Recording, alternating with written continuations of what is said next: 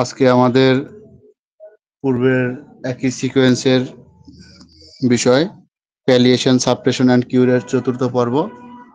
আজকের ক্লাসের সবাইকে সুস্বাগতম। আশা করি আমরা আজকের ক্লাসটা প্রাণবন্তভাবে আগের পূর্বের ক্লাসগুলোর মতোই উপভোগ করতে পারবো। আর যার যার জায়গা থেকে যত পারি আমাদের যারা পরিচিত জন আছে সবাইকে আমরা ইনভাইট করে ক্লাসে জয়েন করাতে পারি। জি, ধন্যবাদ। এ পর্যায়ে আমি আমাদের সম্মানিত আলোচক ডক্টর অমরনাথ চক্রবর্তী স্যারকে সবিনয়ে অনুরোধ করছি আমাদের আজকের ক্লাস শুরু করার জন্য। ডক্টর অমরনাথ চক্রবর্তী স্যারের ক্লাস আমরা সবাই মনোযোগ সহকারে শুনবো এবং কারো কোনো নোট এবং প্রশ্ন থাকলে সেগুলো লিখে রাখবেন। জি, ধন্যবাদ।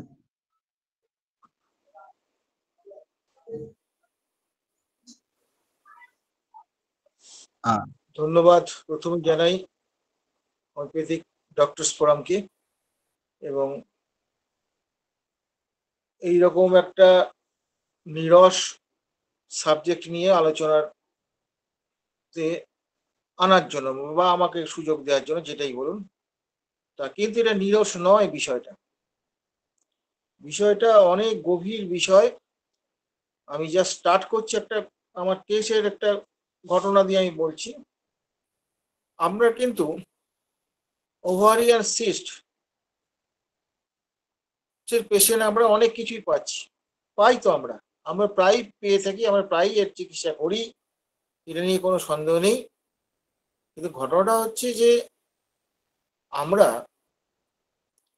যখন একটা পেশেন্টের আমি ওভারিয়ান সিস্ট পেলাম, আমরা কোন দিকে তার সিস্টটা শুরু হয়েছিল প্রথমে এটা বার করার চেষ্টা করি, হয়তো সেটা বেরিয়েও গেল, তাতে কোনো অসুবিধা কিছু নেই। আমরা কিন্তু এই পর্যন্তই থেমে থাকি, অতীতের হিস্ট্রির মধ্যে তার হিস্ট্রি নিতে শুরু করি, সেখানেও কোনো গন্ডগোল নেই, ইতিহাস নিয়ে থাকি। সেখানেও দেখা গেল যে ওভারিয়ান সিস্ট তার মায়ের হাতে পাওয়া গেল। কেন খুঁজবো? একটা যখন ইন্টারনাল অর্গানে ওভারিয়ান সিস্ট তৈরি হয়েছে, ইন্টারনাল অর্গান যখন এফেক্টেড হচ্ছে, তখন কিন্তু আমাকে ভাবতে হবে দেয়ার ইজ সাম সাপ্রেশন ছাড়া কোনো জটিল ফেনোমেনা তৈরি হয় না। তো ফলে এইরকম একটা জায়গায় আমরা সাপ্রেশনটা খুঁজবো, সাপ্রেশন তো বলে দেবে না আমাদের কেউ। এবার পেশেন্টের দেখা গেল কি তার মায়ের তার সিস্ট ছিল, ওভারিয়ান সিস্ট ছিল। এবার দেখা যাচ্ছে যে পেশেন্টের আমি দেখতে পাচ্ছি ওভারিয়ান সিস্ট ধরুন তার রাইট সাইডে আছে, মায়ের হিসেব নিয়ে দেখা গেল লেফট সাইডে আছে। এবার যদি মায়ের লেফট সাইডে যদি আমরা পেয়ে যেতাম, তাহলে এটা হচ্ছে সাকসেশন অফ অর্ডার, তার মানে এই দিক থেকে এটা অত্যন্ত গুরুত্বপূর্ণ হয়ে গেল। আবার যদি দেখা যায় মায়ের লেফট সাইডে ছিল, মেয়েটির হচ্ছে রাইট সাইডে এসছে, তাহলে এটাকে কি ধরো? আমরা সাধারণত সাইডগুলো জিজ্ঞেস করি না, এটা হবে কি লেফট টু রাইট ডিরেকশন ধরতে হবে, লেফট টু রাইট ডিরেকশন, কারণ ব্যাপার একই রোগ তার মায়ের মধ্যে আছে, এর মধ্যে আছে, তার ডিরেকশনটা ওইখানে, এর ডিরেকশনটা এখানে। এই যে লেফট টু রাইট যখন হয়ে গেল, দেখো রাইট সাইড ডিরেকশন অনলি, সেটা হলে সাকসেস অফ অর্ডার হয়ে যাবে, তার মায়ের ওই দিকে ছিল, এই দিকেও তার আছে। এখানে একটা ব্যাপার হচ্ছে রাইট সাইডে আপনি প্রচুর ড্রাগ পাবেন, লেফট সাইডে প্রচুর ড্রাগ পাবেন, কিন্তু রাইট টু লেফট বা লেফট টু রাইট এর ড্রাগের সংখ্যা কিন্তু অনেক কমে যায়। ফলে এটা ইভালুয়েশন অফ সিমটমের ক্ষেত্রে এটা অত্যন্ত গুরুত্বপূর্ণ বিষয়। এখানে আমি কি করছি, সাপ্রেশনটাকে আমি এখানে ইভালুয়েশন অফ সিমটম বা ইভালুয়েশন বা ওষুধ নির্বাচনে কায়দা করে ব্যবহার করছি। This is an art. আমি আজকাল দেখবেন বহু বাচ্চা মেয়ে দেখবেন ওভারিয়ান সিস্ট আছে, এবং তার সঙ্গে তার ওই মেন্সের বিভিন্ন রকম ট্রাভেলস আছে, এটসেট্রা আছে। এখন ব্যাপার হচ্ছে যে মেনস্ট্রুয়েশন ট্রাবল যদি প্রথম দিক থেকে হয়, আমাদের কিছু কিছু ওষুধ আছে তো যাদের প্রথম থেকেই তাদের মেনস্ট্রুয়াল ট্রাবলটা গন্ডগোল, যেখানে উইদাউট সিস্ট বা উইদাউট টিউমার যেখানে গন্ডগোল, সেইখানে পালসেটিলা বা এইসব মেডিসিনগুলো আমরা প্রথমে ভাবতে পারি। যে ক্ষেত্রে ওইটা থাকবে তখন তো ফ্যাক্টরটা অন্য হয়ে গেল, তখন তো সেকেন্ডারি ফ্যাক্টর হয়ে গেল এই ইউটেরাইন প্রবলেমগুলো বিভিন্ন রকম। সেই ক্ষেত্রে আমাকে কিন্তু তখন ওই টিউমারটা কনসিডারেশন করতে হবে, তার সঙ্গে তার যা যা প্যাথোলজি বা ইয়ে সেটা আমাদের ভাবতে হবে। আমি একটা বাফেলিং কেস, মানে আমি একটা মেয়ে, আমি তাকে ওষুধ দিচ্ছি, সর্বদিক থেকে সে ভালো আছে, কিন্তু কিছুদিন পরেই কিন্তু তার ট্রাবলস আবার রিটার্ন করছে, এবং মেনস্ট্রুয়াল ট্রাবলস তার মেনলি ব্যাপারটা ছিল, তারও সিস্ট ছিল।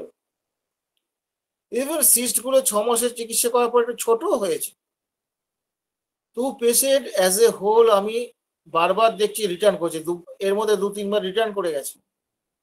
দ্যাট মিনস ইট ইজ প্যালিয়েশন হচ্ছে। আমি কোনোভাবে তাকে কিছু ইয়ে করতে পারছিলাম না। যতদূর আমার মনে পড়ে তার রাইট সাইডে আমি, কারণ আমি তাকে থুজা দিয়েছিলাম, থুজা দিতে কিন্তু কেসটা আলটিমেটলি সলভ হয়। থুজার কিন্তু ক্লাসিক্যাল পিকচার কিন্তু তার বর্তমান ইয়েতে খুব একটা যে পাওয়া গেছিল এমনটা নয়, নাহলে থুজা মিস করার মতো লোক নয় আমি, কিন্তু পাইনি আমি। তা পেশেন্টটার হিস্ট্রিতে কি পাওয়া গেল, কোনোভাবে কিছু করতে পারে, তার অতীতের হিস্ট্রি সব কিছু নিয়ে আছে, এরকম করতে করতে দেখা গেল তার দিদা বা ঠাকুমা যে কেউ এসেছিল, তখন আমাকে বলছে, তুই ওই মুখে ওই ছোট্ট দাগটার কথা বলেছিস, একটা ছোট্ট একটা দাগ আছে, ওখানে একটা লম্বা আঁচিল হয়েছিল, সেটা কি করেছিল, চুল দিয়ে বেঁধে সেটাকে ফেলেছিল, এবং সেই চুলটা বেঁধে দিয়েছিল সেই দিদাই বা ঠাকুমা যেই হোক তিনি বেঁধে দিয়েছিল। দিস ইজ দ্য ফ্যাক্টর তার পেশেন্টের ক্ষেত্রে।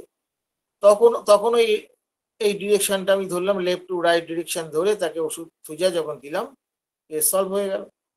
তাহলে ঘটনাটা কোথায় হচ্ছে, আমরা কি করে থাকি, আমরা যখন একটা টিউমার দেখছি, বা আমরা ধরো টিউমারের কথা বলছি, ইন্টারনাল অর্গান টিউমার দেখছি, দেয়ার ইজ সামথিং সাপ্রেশন ছাড়া এটা ঘটতে পারে না, কারণ তার ভাইটাল ফোর্সের ক্ষমতা থাকলে পরে টিউমারটা এক্সটার্নালি থ্রো করে দিত, সেটা সে করতে পারেনি।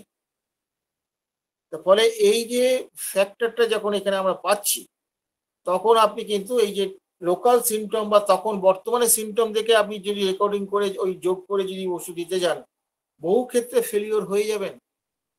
ফলে আপনি যখনই একটা পেশেন্ট দেখছেন, তার সাপ্রেশনের হিস্ট্রিটা পাওয়া যায় কিনা আপ্রাণ চেষ্টা করতে হবে, কারণ তার তো একটা সোর্স আছে, একটা ম্যানিফেস্টেশন হয়েছে, তার সোর্স নেই, সোর্স ছাড়া হয় নাকি? আমাদের তো হ্যানিম্যান শিক্ষা দিয়েছেন যে কি, একটা ধরুন যে বাচ্চা দুধ খায়, তার মাকে ওষুধ খাওয়ালেও বাচ্চা আরোগ্য হয়, এগুলো তো আমরা করে দেখে নিয়েছি। তাহলে মায়ের সঙ্গে যে বাচ্চার যে এরকম একটা নিবিড় সম্পর্ক যদি এরকম থাকে, মা খেলে বাচ্চা আরোগ্য হয়, তাহলে মায়ের রোগের সঙ্গে যদি সেম রোগ যদি থাকে, সেই ক্ষেত্রেই বা আমরা সেই জায়গাটাকে অ্যাপ্লাই করবো না কেন? Why not?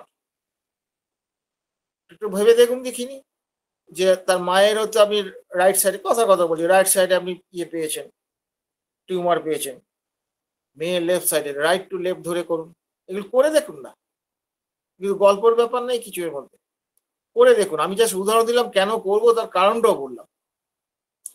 ফলে আমাদের এই জায়গাগুলো একটু সতর্ক হয়ে কাজ করতে হবে, কারণ আমরা ওই চোখ বুঝে শুধু সিমটম ধরবো আর যোগ করবো রেপার্টারি করে, এরকম করলে হবে না। হোমিওপ্যাথির ক্ষেত্রে এইটা চলে না। হোমিওপ্যাথিতে সবসময় মনে রাখবেন, এখানে ওই যে 153 আনকমন পিকুলার, তার মানে কি, আনকমন পিকুলার সিমটম মানে কি, আমি যা সিমটম পাচ্ছি তার মধ্যে থেকে যে কটা পাচ্ছি, বাকি সিমটম কোনো কাজে লাগবে না প্রেসক্রিপশনে। তা তেমনি মানুষের ক্ষেত্রে চিকিৎসার ক্ষেত্রে তাদের ওই আনকমন পিকুলার বিশেষ বিশেষ বৈশিষ্ট্যগুলোকে আমাদের পেশেন্টের ক্ষেত্রে ভাবতে হবে, লেফট টু রাইট বা রাইট টু লেফট, এরকম ডিরেকশন গুলো আমাদের খুব গুরুত্বপূর্ণ বা কাজে লাগে। এবং আপনারা দেখবেন অনেক পেশেন্ট আছে আপনার কাছে আসছে, তারা বিভিন্ন ধরনের মলম বা লোশন এগুলো লাগিয়ে তার কমেছে, এরকম গল্প এটা পাবে। আমার আরেকটা কথা মনে পড়ে, একটা কেসের কথা মনে পড়ে, তাকে কস্টিকাম দিয়ে কিন্তু আমি দুর্দান্ত রেজাল্ট পেয়ে গেলাম। কিন্তু কস্টিকাম ইন দি সেন্স সে যে খুব সিম্প্যাথেটিক ছিল তা নয় কিন্তু। আর কস্টিকামের সিম্প্যাথেটিক সেরকম উল্লেখযোগ্য না থাকলে কস্টিকাম দিতে ভয় লাগে বই। রীতিমতো ভয় লাগে।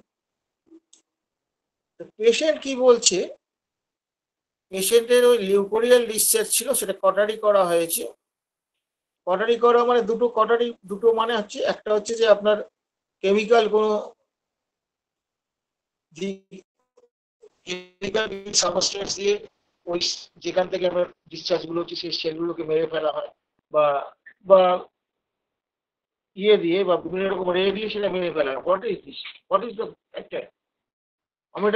আমরা কিন্তু লিখি, আমরা পাস হিস্ট্রিতে এগুলো লিখি। What is the matter? Burn. Burn is the matter. পেশেন্টটাকে কিন্তু বার্ন ধরে আমি তাকে, কারণ সে বলছে যে আমার এইটার পর থেকেই শরীরের কিন্তু ধীরে ধীরে গন্ডগোল শুরু হয়েছে। তার আগে শুধু ওই লিউকোরিয়ারই গন্ডগোলটা ছিল, ওটার জ্বালায় আমি পাগল হয়ে যেতাম। এবং আমি বললাম যে ওটা ফেরতও আসতে পারে। ফেরত এসেছিল, আসেনি তা নয়, আদার্স কিছু সিমটম দিয়ে কেসটা আলটিমেটলি আরম্ভ হয়।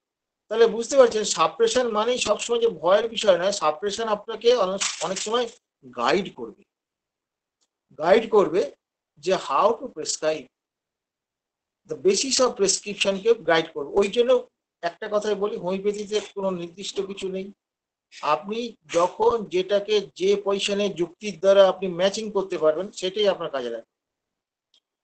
ফলে ব্যাপার হচ্ছে যে এখানে যে বার্ন হিস্ট্রিটা যখন নিলেন, বার্ন হিস্ট্রি নিয়ে তারপর আপনি কাজ করলেন, দুর্দান্ত রেজাল্ট হলো। এইরকম একটা ব্যাপার আছে। আরেকটা আমার বার্নের কথা মনে আছে, যদি একটু ব্যাপারটা একটু অন্যরকম, এটার সঙ্গে রিলেটেড নয়, মনে পড়লে এই কারণ ব্যাপার হচ্ছে তার বার্ন হয়ে গেছিল। বার্ন হওয়ার পর তার বহুত কষ্টে তাকে বাঁচিয়েছিল, তার নায়ের ধারে বার্নটাকে কিছুতেই কমাতে পারছে না, এবং ওরা হ্যান্ডস অফ করে দেয়, কোনোভাবে কিছু করতে পারে না। এই হিস্ট্রিটা পর এবং তার সাইকোলজিক্যাল সিমটম নিয়ে তাকে কিন্তু আমি কস্টিকামি দিয়েছিলাম, সেই বার্নটা কিন্তু এক মাসের মধ্যে একদম নর্মাল ফিনিশ হয়ে যায়। অথচ তাকে 1 বছর ধরে তাকে লাখ লাখ টাকা খরচা করে কিছু করতে পারে। কস্টিকামের কথাটা বলতে গিয়ে বললাম যে বার্নের ক্ষেত্রে কস্টিকামের গুরুত্বটা কতটা, এটা একটু ভাববার জন্য বললাম, যেটা কনস্টিটিউশনাল এফেক্ট এর ক্ষেত্রে। ফলে কস্টিকাম কিন্তু খুব সোজা বিষয় নয়। কস্টিকাম ড্রাগটা একটা খুব অসাধারণ ড্রাগ, যদি ঠিক মতো জায়গা মতো আমরা দিতে পারি। এবার হচ্ছে কি, হ্যানিম্যান কি বলছেন, যেটাকে আমরা হেরিং ল বলে জানি। হ্যানিম্যান কি বলছেন, disease is cured from within outward and from above downwards. এটা কিন্তু হ্যানিম্যান বলেছেন, প্রাকৃতিক চিকিৎসা ব্যবস্থা। হ্যানিম্যান এই কথাটা কেন বললেন সেটা আমরা একটু ভেবে দেখি, একটু ইলাবোরেটলি ভাবি ঘটনাটাকে। কিরকম? ইউরিন, সোয়েট, ঘাম, এগুলো তো আমাদের আছে। আমরা এগুলোকে কি বলি? Physiological process. ফিজিওলজিক্যাল প্রসেস আর একটু সোজা, আর একটু ভালো করে বলে, physiological element excretion factor, sorry, physiological eliminating factor. তাহলে এই যে ঘাম বা পেচ্ছাপ বা পায়খানা যাই বলুন, এইগুলো কিন্তু ফিজিওলজিক্যাল একটা প্রসেস আছে। এটা কিরকম হয় একটু লক্ষ্য করে দেখুন। আপনার যে ঘামটা আজকে ভেতর থেকে বাইরে আসে, আপনার পেচ্ছাপটা ভেতর থেকে বাইরে আসে, প্রতিটা ক্ষেত্রে কিন্তু ভেতর থেকে বাইরে আসে, within outward, it is law. তাহলে এই যে উইদিন আউটওয়ার্ড, এইটা হচ্ছে ল। এই বেরিয়ে আসতে গেলে তার জন্য প্রসেস লাগবে, এই প্রসেসটা হচ্ছে ফিজিওলজিক্যাল প্রসেস। তাহলে বোঝা গেছে এই যে ফিজিওলজিক্যাল প্রসেসটাও গভর্ন বাই ল। লকে বাদ দিয়ে আপনি কিছু করতে পারবেন না। ফলে এইখানে আমাদের একটু ভাববার জায়গা কি হচ্ছে, যে এই প্রসেসটা কোনো রকম ভাবে গন্ডগোল হয়েছে কিনা। আপনি এটা জানেন, একটা ইউরিনারি ফ্যাক্টর, এখানে একটা প্রশ্ন আসতে পারে। ইউরিন তো ফিজিওলজিক্যাল প্রসেস, আবার এটা তো আমরা জানি যে মায়োজেমেটিক সোরার ম্যানিফেস্টেশন হলে পরে সেক্ষেত্রে আমরা বলি যে এই ন্যাচারাল ডিসচার্জ গুলো যেগুলো বেরিয়ে আসলে অ্যামোনেশন হয়, সেই ক্ষেত্রে কিন্তু এটা সোরা হবে। তাহলে এটা সোরা হবে না ফিজিওলজিক্যাল প্রসেস হবে, এটা নিয়ে একটা কন্ট্রোভার্সি আসতেই পারে।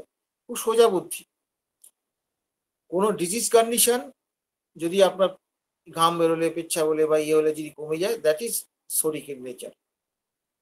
হোয়ারঅ্যাজ যদি আপনার ন্যাচারাল ভাবে যদি ফিজিওলজিক্যাল প্রসেসের মধ্যে যদি আপনি থাকেন, তাহলে কিন্তু এটা ন্যাচারাল ডিসচার্জ, এটার মধ্যে কিছু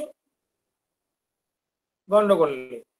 তাহলে এই যে ন্যাচারাল যে ফ্যাক্টরটা যেটা চলছে উইদিন আউটওয়ার্ড, এই যে ল, এটাকে এক কথা কি বলা যেতে পারে, বায়োলজিক্যাল ল। এই বায়োলজিক্যাল লটা মেনটেন করছে কে? Physiological process. যখন এই বায়োলজিক্যাল লটাকে ফিজিওলজিক্যাল প্রসেস মেনটেন করে, তখন নর্মাল হেলথ। যদি এই প্রসেসে গন্ডগোল হয়, তাহলে প্রসেসে যদি গন্ডগোল হয়, তাহলে কি বায়োলজিক্যাল লটা ফলো করবে? কোনোদিনই করবে না। চিকিৎসা পদ্ধতি এখন কি হয়েছে, প্রসেসের চিকিৎসা হয় কি, প্রোডাক্টের চিকিৎসা, প্রোডাক্টের চিকিৎসা। তো প্রোডাক্টের চিকিৎসা যদি আপনি করেন, এই প্রোডাক্টের চিকিৎসাকে আমরা করছি না, আমাদের করছে না, আমাদের বহু বহু ডাক্তার করছে, ক্লিনিক্যাল প্র্যাকটিস করে তারা রমরমা প্র্যাকটিস করছে, লাখ লাখ টাকা কামাচ্ছে। হোমিওপ্যাথ হতে গেলে কিন্তু এই অর্থের লোভটা কিন্তু ত্যাগ করতে। ডক্টর কেশি দাস আমাদের বারবার বলতেন, জীবনে যদি শান্তি পেতে চাস, অসৎ পথে রোজগার করিস না। ঈশ্বর তোকে কোনো না কোনো ভাবে ঠিক জুগিয়ে দেবে, কারণ অসৎ পথে গেলে তোর মেধার শ্রীবৃদ্ধি আর হবে না, সত্যি কথায় শ্রীবৃদ্ধি হবে না। এটার সঙ্গে তাহলে এটার সম্পর্ক কি?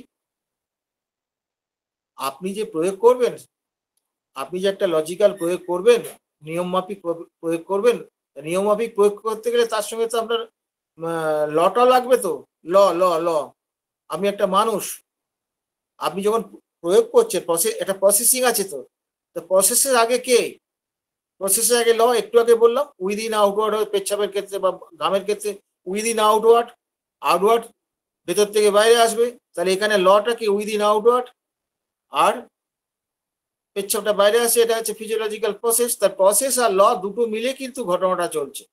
তার ফলে আপনি যখন একটা প্রসেস মেনটেন করছেন, তার পেছনে ল থাকবে না, এটা হতে পারে কি? ল তো তাকে থাকতেই হবে, প্রসেসের পেছনে ল থাকবে। লটা কি? একজন অনেস্ট ফিজিশিয়ান, একজন অনেস্ট ফিজিশিয়ান। এই অনেস্টি কিন্তু একটা বিশেষ বৈশিষ্ট্য। আমরা যদি বিশেষ বৈশিষ্ট্যগুলো 153-তে আমরা কি করছি, মানুষের রোগীর বিভিন্ন বৈশিষ্ট্যগুলোকে নিচ্ছি। যদি আপনি সেই বৈশিষ্ট্যযুক্ত না হন, তাহলে কি আপনি প্রয়োগ করতে পারবেন না প্রসেসটা ডেভেলপ করবেন?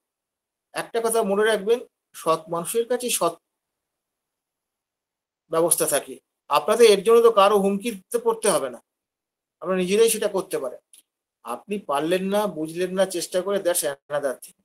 কিন্তু আপনার এই চিন্তা ভাবনা যদি থাকে, আস্তে আস্তে এক্সপ্লোর করবে। হোমিওপ্যাথিতে তত্ত্ব পড়ে আপনি কিচ্ছু করতে পারবেন না। তত্ত্ব আপনি জানলেন এই পর্যন্ত, দুদিন পরে ভুলে যাবেন।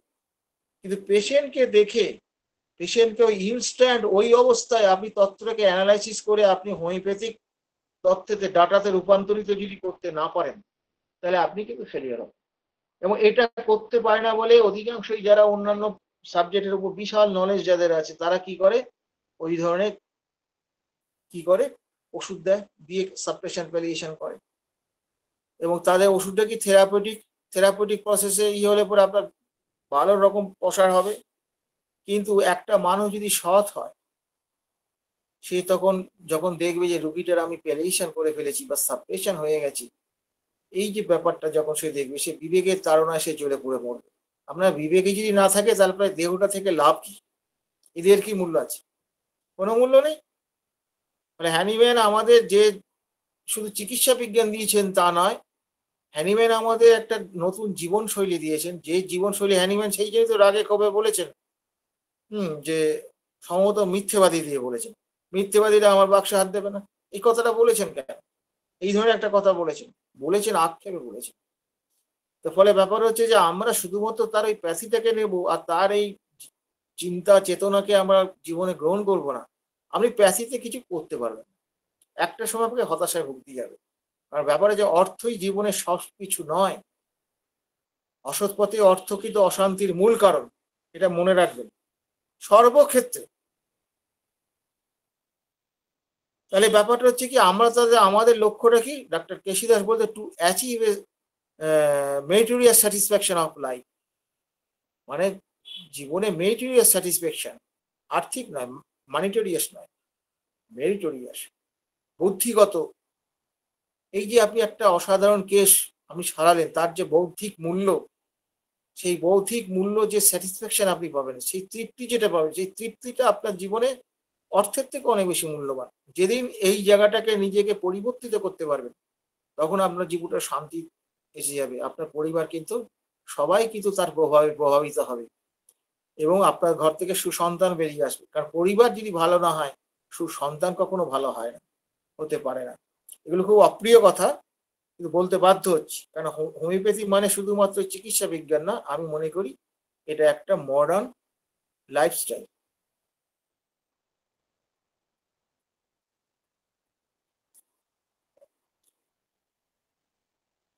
এবার তাহলে কি হচ্ছে, অল ডিজিজ প্রসেসেস আর কি হচ্ছে, পারভার্টেড লাইফ প্রসেস।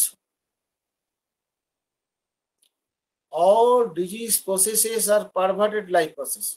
আমরা সেই পারভার্টেড লাইফ প্রসেস যেটা পাচ্ছি, সেটা আমরা কিভাবে দেখছি, প্যাথোলজিতে দেখছি কি কি পারভার্সন হয়েছে। প্যাথোলজি কিন্তু কেমিস্ট্রির বাইরে নয়, কেমিস্ট্রির বাইরে না, কিন্তু আমি একটু আগে এস্টাবলিশ করে দেখালাম যে এই যে প্রসেসটা যেটা চলে, এই প্রসেসটা কিন্তু ইনওয়ার্ড টু আউটওয়ার্ড ম্যানিফেস্টেশন, যেটা ফিজিওলজিক্যাল ক্ষেত্রে এটা প্রসেসটা হয়, প্রসেসটা কার দ্বারা, লয়ের দ্বারা নিয়ন্ত্রিত। তো ফলে এখানেও আমাদের দেখতে হবে যে যেখানে আমাদের রোগ হচ্ছে, যেটা রোগ হচ্ছে কি, কেমিস্ট্রির বিভিন্ন রকম ব্যাপার তো বলে, কেমিস্ট্রি কেমিক্যাল ইয়ে দিয়ে সব পরিবর্তন করে, কেমিক্যাল ইয়ে দিয়ে ডাটা দিয়ে সব আবিষ্কার হয়। কিন্তু কেমিস্ট্রি কখনোই ল তৈরি করে না, কেমিস্ট্রি নিজস্ব ল আছে। মানুষের ক্ষেত্রে কেমিস্ট্রি নিশ্চয়ই আছে, কিন্তু মানুষের ক্ষেত্রে যেটা মূল ব্যাপারটা হচ্ছে কি, যে সেখানে বায়োলজিক্যাল ল কিন্তু কেমিস্ট্রির উপর নির্ভরশীল নয়। এইটা আপনি ভুলে যাবেন না, ভুলে গেলে মহা মুশকিল হয়ে যাবে। দেখুন এই যে অক্সিয়েন্ট্রিক সেল যেটা আছে, অক্সিয়েন্ট্রিক সেল যেটা আমাদের স্টমাকে আছে, সেটা কিন্তু অ্যাসিড সিক্রিয়েশন করে, ওয়ারএস ইন্টেস্টাইনে ওই টাইপেরই সেল আছে, সেটা কিন্তু বেশ হার্ড সিক্রিয়েশন করে। মানে বুঝতেই পারছেন, স্পেসিফিক হলে হবে না, বায়োলজিক্যাল ল, বায়োলজিক্যাল ভ্যারাইটিস অনেক কিছু থাকে। বায়োলজিক্যাল ভ্যারাইটিস এর জন্য তো আমরা অল আর সেম প্রোডাক্ট, আমরা সবাই তো সেম প্রোডাক্ট, সবই তো আপনার যা আছে আমারও তাই আছে, but we are not the same. এইটাই তো হচ্ছে ল, এটাই তো ল। এই লটাকে আমাদের মাথায় রেখে কাজ করতে হবে। এইবার আসা যাক, আমরা বর্তমান যুগটা হচ্ছে মিশ্র মায়াজামের যুগ। আমি ছোট্ট একটা জিনিস আপনাদের আমি মাথায় ঢোকাতে চাইছি, এটা এক্সারসাইজ করতে করতে আপনারা কিন্তু অনেক দক্ষ হয়ে যাবেন। অনেক মাই এসে বলে যে আমার বাচ্চাটা পরীক্ষার আগে এত টেনশন করে, এটা সম্পূর্ণ এইরকম চিকিৎসা, আপনি তো অভিজ্ঞ, আপনি তো অনেক এরকম পেয়েছেন, তো এমন টেনশন করে, ও টেনশনের চোটে পরীক্ষা ভালো দিতে পারে। এমন টেনশন মানেই কিন্তু আপনি ধরে রাখছেন যে শরীর কেমনে চায়, এটা তো ভাবছেন তো। তো এইবার হচ্ছে কি, এই যে সিমটমটা যদি তার সরার সময় যদি অন্য কেউ যদি ব্লেন্ডিং হয়ে থাকে, এই ব্লেন্ডিংটা কি এমনি হয়? একটা গল্পই আছে না, আমাদের কথাই আছে না, তার দাপটে বাঘে আর গরুতে এক ঘাটে জল খেত। তার মানেটা কি, দাপটের চোটে ভয়ের চোটে একসঙ্গে মিলে থাকতো। এখানেও ঠিক তাই, এবার সাপ্রেশনের ফলে তারা কিন্তু একসঙ্গে যেন মিলে আছে, এরকম একটা ব্যাপার আছে। কিন্তু তাদের চরিত্র বদল হয়নি, চরিত্র বদল হয়নি। এবার তার মাকে জিজ্ঞেস করে, মায়ের গল্প তো শোনেন না? হ্যাঁ ঠিক আছে, পরীক্ষার আগে এরকম হয় তো, তা এটা কি ছোটবেলা থেকে এরকম হয়? বলে হ্যাঁ হ্যাঁ, ছোটবেলা থেকে এরকম। কিরকম করে বলুন দেখি। না ওই যে পরীক্ষার যে ইয়েটা দিল, পরীক্ষার যে রুটিন যে দিল, সেই রুটিন দেওয়ার পর থেকে কিন্তু আস্তে আস্তে ও কি করে, আরো বেশি পড়াশোনা করে। সে তো ভালো, তো সারা বছর ফাঁকি মারে, ওই সময় একটু বেশি পড়ে। বলে না না না না, পড়াশোনা করে, ঘুম পেলে পরে চোখে ইয়ে দেবে, জল দেবে। আমি এমনও শুনেছি লঙ্কা বসে নিয়ে জলে ধুয়ে নিয়ে চোখে দিয়েছে, জ্বালা করবে, ঘুম কেটে যাবে। আমি এমন দেখেছি, মেয়ে দেখেছি চুলে দড়ি বেঁধে উপরের সঙ্গে ঝুলিয়ে রেখেছে, যদি ঝুঁকে পড়ে ঘুম ভেঙে যাবে, এইরকম টর্চার নিজের উপর করে। এই যে পেশেন্টটা এরকম করছে, এবং করতে করতে দেখা যাচ্ছে যে সে পরীক্ষাটা কোনো রকমে দিল, তার মানে কি তার এই যে পরীক্ষার যে ইয়ে রুটিনটা দিল, সেই রুটিন থেকেই তার ক্রমশ ওই টেনশন চলতে থাকে। এই যে টেনশন চলতে থাকলো, এই টেনশনটা আলটিমেটলি গিয়ে তার পরীক্ষায় তো অবশ্যই পড়বে। আসুন, টেনশন বলে তার হোমিওপ্যাথির কথা নেই, অ্যাংজাইটি কথাটা আছে।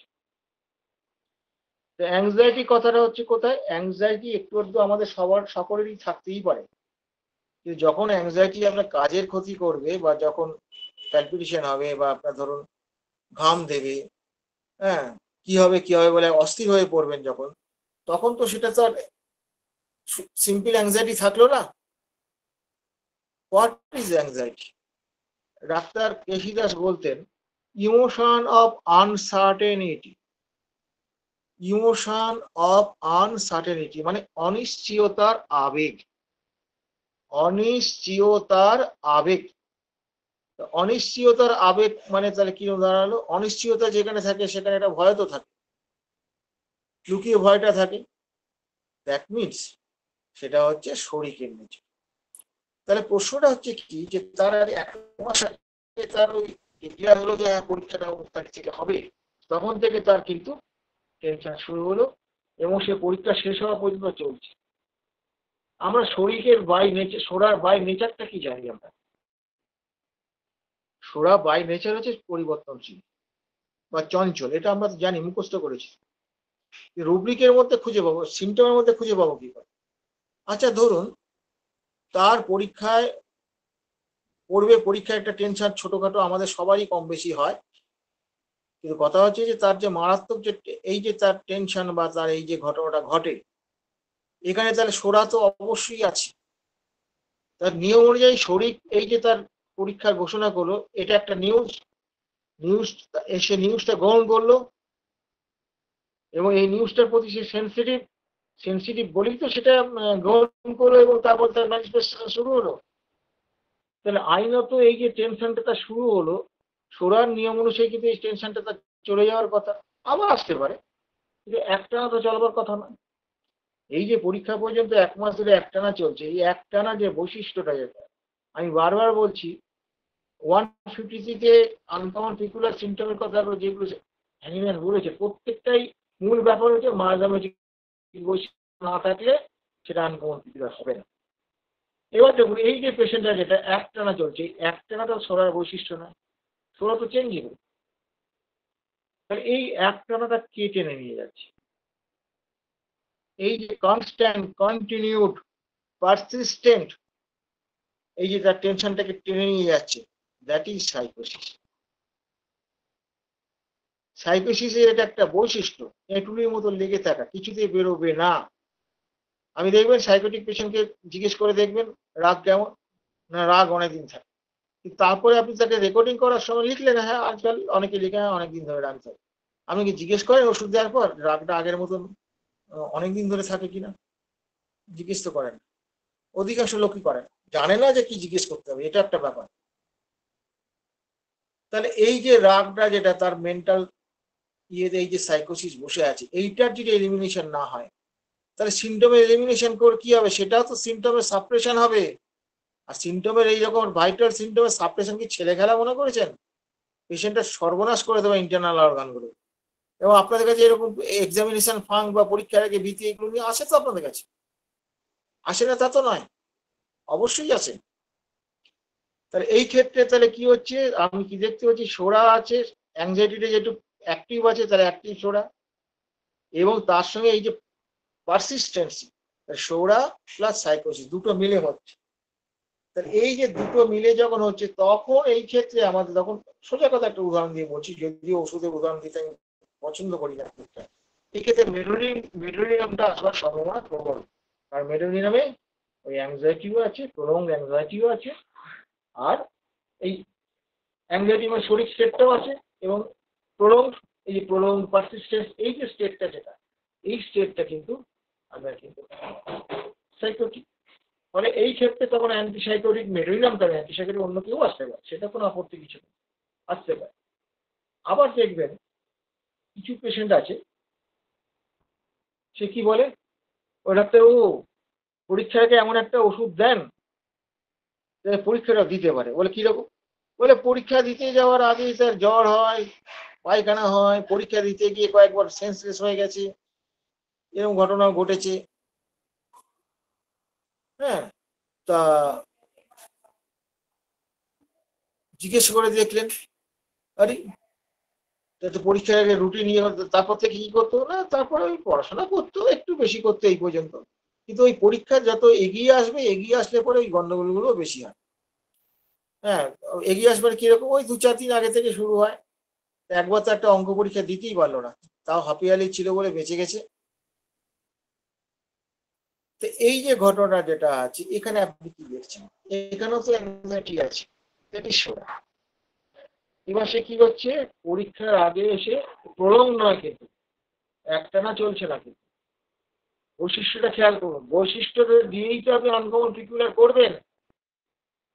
এই যে বৈশিষ্ট্য, তারপর পেশেন্ট যখন বলছে আপনি বৈশিষ্ট্যটা তাকে জিজ্ঞেস করে পেয়ে যাবেন, সে বলবে আপনাকে, কিন্তু আপনি তো ওটা লেখেন না, আপনি লিখেন অ্যান্টিসিপেশন, লিখে ছেড়ে দিলেন। পাশাপাশি লিখুন কিভাবে অ্যান্টিসিপেশনটা ডেভেলপ করছে, পেশেন্টের ভাষাটা লিখুন, নাহলে কিন্তু আপনি কোনো দিন মায়াজমেটিক অ্যাপ্রোচ ধরতে পারবেন না। এইবার তাহলে পেশেন্ট কি বলছে, তাহলে এখানে কি হচ্ছে, সাডেন অনসেট হচ্ছে, সাডেন অনসেট হচ্ছে, অনেকে বলে এরম বলে, অনেকে বলে হাত পা ঠান্ডা হয়ে যায়, চোখ পটরে ঢুকে যায়। এই যে হাত পা ঠান্ডা হয়ে যায়, this is physiological perversion, this is physiological perversion. হঠাৎ করে সাডেন সে অজ্ঞান হয়ে গেল, এই যে সাডেন অনসেট, ইম্পালসিভ এর নেচার।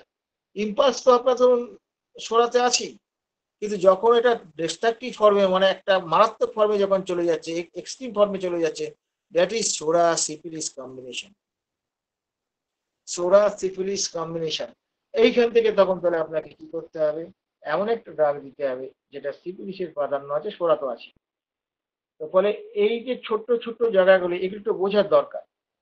এবার হচ্ছে কি, যে ক্ষেত্রে শরীর ম্যানিফেস্টেশন হবে, সেক্ষেত্রে ভয় হবে, হাতে ঘাম দেবে, বুক ধরপড় করবে, আহ, এইরকম করবে, কান্নাকাটি করবে, এইরকম সব তার ইয়ে বন্ধ করে, হ্যাঁ কান্নাকাটি করবে, দ্যাট ইজ শরিক ম্যানিফেস্টেশন। তাকে কিন্তু শরিক সোরাকে বোঝালে কিন্তু খুব বাধ্য এরা হয়, জানেন তো। তো এটা যদি তাকে বোঝা, তখন অ্যান্টিশরিক এটা দিতে হবে। ফলে আপনি যখন ওই ড্রাগ চয়েস করছেন, নাম্বার অনুযায়ী করলে হবে না, আপনি যে ম্যাথমেটিক অ্যাসেসটা যদি করতে পারেন সিমটমের বৈশিষ্ট্য দেখে, তাহলে আপনার ড্রাগটা কি হবে, প্রথমেই আপনাকে কি হবে, ড্রাগটা আপনার আহ, চট করে আপনি কিন্তু ড্রাগের একটা কোর পয়েন্টে পৌঁছে যাবেন, যে এই পয়েন্টটা একবার ধরতে হবে, এই পয়েন্টটা না ধরতে পারলে আমি করতে পারবো না। মানে আজকে আমি কিন্তু এই যে সিমটমকে অ্যানালাইসিস করা, সোরা সাইকোসিস, সোরা সিফিলিস, কোনো ক্ষেত্রে আমি সিমটমাইজেরই পাবেন, এবং সেক্ষেত্রে দেখতে হবে যে কার প্রাধান্য আছে। প্রাধান্যটা তার বৈশিষ্ট্য থেকে বুঝবেন, বৈশিষ্ট্য থেকে বুঝবেন। এইটা যতক্ষণ না আমরা বুঝতে পারবো, ইন্টেন্সিটি দেখতে হবে। বৈশিষ্ট্য মানে কি, এই যে আমরা ডমিনেন্ট মাইজম বলি, ডমিনেন্ট মানে কি, যার ইন্টেন্সিটি বেশি, এটা আমরা দেখবো, দেখে তাকে আমরা চিকিৎসা করবো।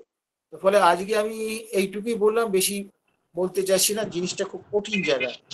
ফলে কারো কোনো বোঝার অসুবিধা থাকলে আমাকে বলবেন, আমি চেষ্টা করব সেটাকে ইজিলি আরো বলার। ধন্যবাদ সবাই।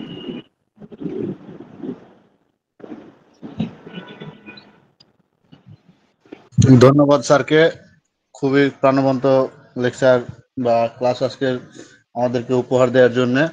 কারো কোনো প্রশ্ন থাকলে আজকের টপিকস রিলেটেড, যেহেতু সোরা সাইকোসিস এবং বিশেষ করে মায়াজমেটিক যে কম্প্যারিজন গুলো স্যার দেখিয়েছেন, সেই জায়গা থেকে বা ওই অ্যাসপেক্ট থেকেও যদি কারো কোনো প্রশ্ন থাকে, হাত উত্তোলন করা সাপেক্ষে একটু সিরিয়ালি সবাই প্রশ্ন করবেন।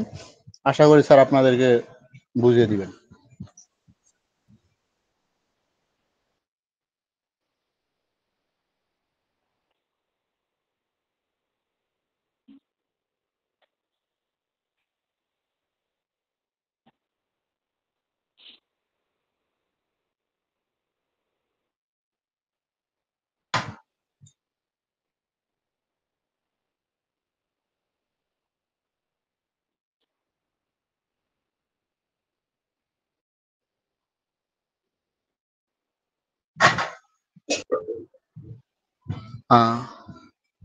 জি, আকবর হোসেন ভাই হাত উঠেছেন, আপনি আপনার প্রশ্ন করতে পারেন। জি, আসসালামু আলাইকুম স্যার। যে আলোচনা করছেন আসলে এটা আমার প্রাণবন্ত হয়েছে এবং খুব সুন্দর ভাবে বুঝিয়েছেন, এজন্য স্যারকে ধন্যবাদ। তা আমার একটা প্রশ্ন হচ্ছে যে আমরা ম্যাক্সিমাম পেশেন্টকে পাই তাদের এই চর্মরোগের ইতিহাস পাই, যে অনেক সময় কোনো মলম দিয়ে বা অ্যালোপ্যাথিক ওষুধ খেয়ে সেটাকে সাপ্রেশন করছে।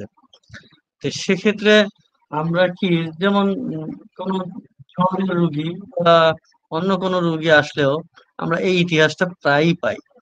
সেক্ষেত্রে কি আমরা সেটা এই চর্মরোগের ইতিহাসটাকে নিয়ে কি আমরা কোনো মেডিসিন চিন্তা করতে পারি কিনা বা সেই সাপ্রেশনের ব্যাপারে করা যায় কিনা, এটা আমি একটু হ্যাঁ, স্যারের কাছে অবশ্যই। জানতে চাই।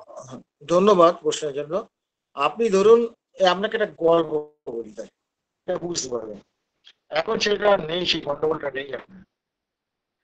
তা এই যে পেশেন্টটা, যেটা শ্বাসকষ্টের পেশেন্ট, তার ওই ইনহেলার নিতে হয়। আমার এক মানে ডাক্তার বন্ধুর ছেলে আর কি, তা জুনিয়র সে আমার।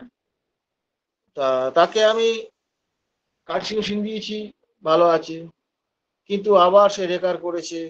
সুজা দিয়েছি পরবর্তীকালে, রেকার করেছে। কোনোভাবে কায়দা কিছু করতে পারছি না। আমি তাকে বললাম, দেখো এগুলো তো ভ্যারিয়েশন হচ্ছে রে বাবা। বলছে, তখন বলছে, অমরদা আমি তো বুঝতে পারছি ভ্যারিয়েশন হচ্ছে। তো একদিন আমি ওর ওই ইয়ের সঙ্গে, তাহলে ওর ঠাকুমার সঙ্গে আমি বললাম, তোমার তোমার মায়ের সঙ্গে আমি একটু কথা বলি। এই কথা বলতে বলতে তখন ওর মা বলছে যে যে একটা ঘটনা ঘটেছিল যখন ওই 4 মাস কি 6 মাস এরকম বয়স ছিল, তখন তার নায়ের কাছে কিছু ইরাকশন বেরিয়েছে। সেই ইরাকশন গুলো থেকে আঠার মতো রস বেরোতো। হ্যাঁ, এরকম আরো কয়েকটা সিমটম উনি বললেন। এই যে কেসটা যখন বললেন, যখন, তাহলে আমি তখন এই যে পয়েন্টটা পেলাম, যখন তার শ্বাসকষ্টটা শুরু হয়েছে 1 বছরের পর থেকে। আমি যখন দেখছি তখন তার বয়স প্রায় 12-13 বছর বয়স, কিন্তু শ্বাসকষ্ট কোনোভাবেই সারানো যাচ্ছে না। হোমিওপ্যাথি অনেক কিছু করা হয়েছে, আমিও করে কায়দা করতে পারছি না। ভালো থাকছে, আমার ওষুধে অনেক ভালো থাকছে, বা অ্যাটাক গুলো অনেক মিনিমাইজ হয়েছে, কিন্তু আমি তো বুঝতে পারছি যে কিওর হচ্ছে না। তো তাকে তখন একটা গ্রাফাইটিস একটা দিলাম। এবার তার প্রেজেন্ট সিমটমে কিন্তু গ্রাফাইটিস আপনি সবকিছু পাবেন না, অথচ তাকে ওই জায়গাটা থেকে, ওই যে ইনিশিয়াল জায়গাটা যেটা সাপ্রেশন, ওই জায়গাটা থেকে যদি বার করতে পারেন, তাহলে কিন্তু আপনি কেসটাকে ঠিক করতে পারবেন। আদারওয়াইজ যদি ওটা না পান, আপনি সারা জীবন ঘুরে মরবেন, অ্যাক্সিডেন্টাল কিওর ছাড়া কিচ্ছু হবে না। এবং প্যালিয়েশন সাপ্রেশন, বারবার বলছি, প্যালিয়েশন সাপ্রেশন বুঝবেন কি করে, বিশেষ করে সাপ্রেশন। আপনি যে পেশেন্টটা যে আরোগ্য হচ্ছে, তার ইনওয়ার্ড আউটওয়ার্ড ম্যানিফেস্টেশন দেখুন, তার মেন্টাল ম্যানিফেস্টেশন দেখুন। মেন্টাল ম্যানিফেস্টেশন ভালো দিকে যাচ্ছে না খারাপের দিকে যাচ্ছে, শুধু লোকাল সিমটম গুলো গেল কিনা তাতে তো কিছু যায় আসে না। লোকাল সিমটম তো যাবেই, যদি ওর ভেতরে যদি তার ইনওয়ার্ড যদি বেটার হয় বা ভালো দিকে যায়, অবশ্যই যাবে। যেমন ধরুন একটা ক্যান্সারের কেস বলছি, তার ওই ছোটবেলায় হুপিং কাশির সব ইয়ে ছিল এরকম। এটা আমার কেসটা, যদিও আমার নয়, যাই হোক। তো সেই পেশেন্টটাকে ড্রসেরা দেওয়ার পর, লাং ক্যান্সারের কেস ছিল, ড্রসেরা দেওয়ার পর সেই পেশেন্টটা দুর্দান্ত ইমপ্রুভ করে। তাহলে প্রশ্নটা কোথাও হচ্ছে, আমি কি তাহলে কাশির ওষুধ দিলাম? তা তো নয়। ফলে এই এই যে স্কিন ডিজিজ বলুন বা অ্যাকিউট কন্ডিশন বলুন, বা এই ধরনের ছোট পূর্বের যেসব ডিজিজ গুলো আছে, এই ডিজিজ গুলো যদি ফেনোমেনাটা যদি আপনি পান, তাহলে আপনি কিন্তু করতে পারবেন, সারাতে পারবেন। কি আমরা পাই না, এই পাই না বলেই আমরা ফেলিওর হই। যারা খুব দক্ষ, তারা কিন্তু অনেক কিছু বার করতে পারে, বার করতে পারলে আপনিও পারবেন। আমি জাস্ট অ্যানালিটিক্যাল স্টাডিটা আপনাকে দিচ্ছি, আপনাকে চিন্তা করার জায়গাটা তৈরি করে দিতে চাইছি। এটা আপনি নিজেই করতে হবে, কারণ আপনার সমস্যা তো আপনাকে মেটাতে হবে। আচ্ছা, আমি কি বোঝাতে পেরেছি না উল্টো পাল্টা বলে ফেললাম? ঠিক বলেছেন স্যার, বুঝতে পেরেছি। একটু খাটুন, রোগীকে সময় দিন, রোগীর কথাগুলো লিখুন, রোগী কিরম হয় বলছে ওই কথাটা লিখবেন। শুধুমাত্র সিমটম লিখলে হবে না, ভাষাটা লিখতে হবে রোগীর। এটা হ্যানিম্যান তো বলেছেন, তো আর বেলায় রোগীর ভাষায় করতে হবে, হ্যানিম্যান তো বলেছেন। এরপরে আর কারো প্রশ্ন আছে?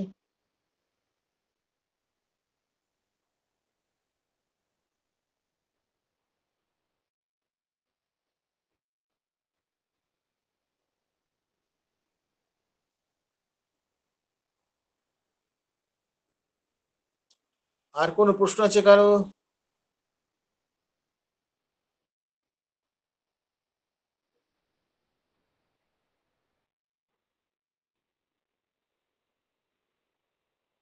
হ্যাঁ বলুন আপনি। হ্যাঁ স্যার, আমার একটা প্রশ্ন ছিল। হ্যাঁ বলুন। ওই কোনো বাচ্চার যদি পাওয়া যায় ছোটবেলায় কান দিয়ে আঠালো পুঁজ বেরোতো, সেটা ইঞ্জেকশন দিয়ে সারানো হয়েছে, তাহলে ওখানে কি কিছু গ্রাফাইটিসের গন্ধ পাওয়া যাবে? কার গন্ধ পাবেন আমি কি করে বলবো? ডায়াবেটিস হতে পারে, ওই সময়কার সিমটম গুলো নিন। এবং আরেকটা কথা বলে দিচ্ছি, ওই সিমটমটা শুধু নেবেন। আর এই ক্ষেত্রে বর্তমান সিমটম তো অনেক কিছু গন্ডগোল হতেই পারে, বর্তমান সিমটম অনেক কিছু চেঞ্জ হতে পারে। কোন সিমটমটার সঙ্গে যোগ করবেন? যে সিমটমটা ছোটবেলা থেকে এখনো পর্যন্ত আছে। ধরুন কানে আপনি পুঁজ পেয়েছেন, ছোটবেলায় কানে পুঁজ পেলেন, তার রং পেলেন, সব ঠিক আছে। এবার ওর সঙ্গে যোগ করবেন কোনগুলোকে না, আপনি যে সিমটমটা তার ছোটবেলা থেকে বর্তমান পর্যন্ত আছে এইটাকে তারপরে প্রায়োরিটি পাবো। কারণ অনেক সিমটম আছে পরবর্তীকালে চেঞ্জ হয়ে যায়। আমরা এই যে আপনাকে তো এর আগেও আমরা বলেছি তো ক্লাসে, মিষ্টি খেতে আমি খুব ভালোবাসি, মিষ্টি খেতে ভালোবাসি, নুন খেতে ভালোবাসি। আমি জিজ্ঞেস করি যে কতদিন থেকে ভালোবাসেন, আমি জিজ্ঞেস করি তো। বলে এইটা না বুঝলে হবে না। যে সিমটম গুলো অতীতে থেকে এখনো পর্যন্ত বর্তমান, তার সঙ্গে ওইটাকে যোগ করতে হবে। যোগ করার পর তার মেন্টাল স্ট্যাটাস গুলো নিতে হবে। এই মেন্টাল স্ট্যাটাসের মধ্যে যেগুলো ধরুন অতীত থেকে এখনো আছে, ওইটা বেশি গুরুত্বপূর্ণ। আমার কথাটা বোঝা গেছে? হ্যাঁ হ্যাঁ স্যার, বোঝা গেছে। আর এমনি কানের পুঁজের উপর ডাইরেক্ট প্রেসক্রিপশন করতে গেলে সাবপ্রেশন হয়ে গেলে বিপদ হয়ে যাবে কিন্তু।